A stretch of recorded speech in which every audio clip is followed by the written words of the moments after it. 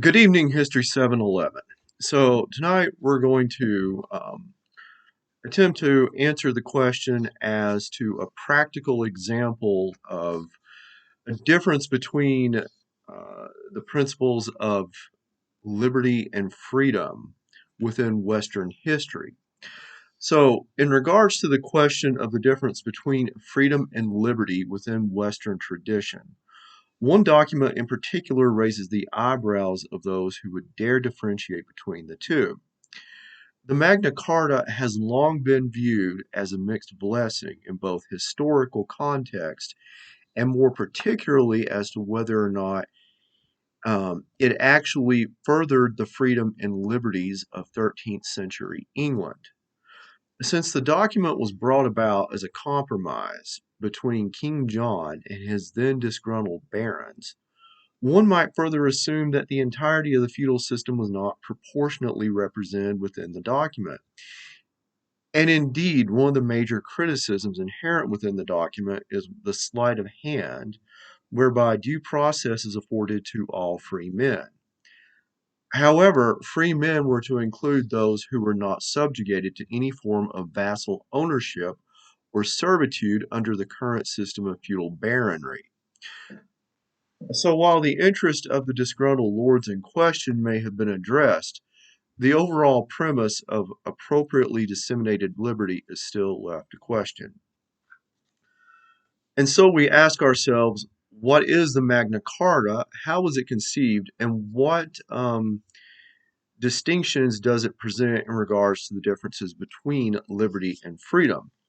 Well, the Magna Carta, or the Great Charter, came about as a result of the less than popular tactics and policies employed by King John in England during the early 13th century. He was infamous for, among other things, murder of his own family members, yanking the beards of Irish chieftains, and an overt amount of excessive taxation and seizure of property levied against his barons to fund his foreign military excursions. So, in due time, the baronry successfully rebelled, captured London, and forced King John to treat with them. Thusly was born the Magna Carta. And while the resulting document did contain certain judicial and legal reforms, many would say that it lacked an emphasis on individual freedoms. And while the barons were offered the liberty of being free from the liberties of being free from unfair taxation and seizure of property, it does not appear as though the commoners of England were to be afforded either of these liberties or the accompanying freedoms which would allow them to speak or act in a reasonable manner while being granted the rights of due process.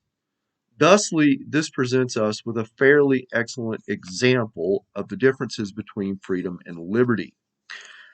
While liberty may very well be granted to you by others, true freedom is often acquired through the collected efforts and ideals of an entire group or nation and not just an elitist or particular faction.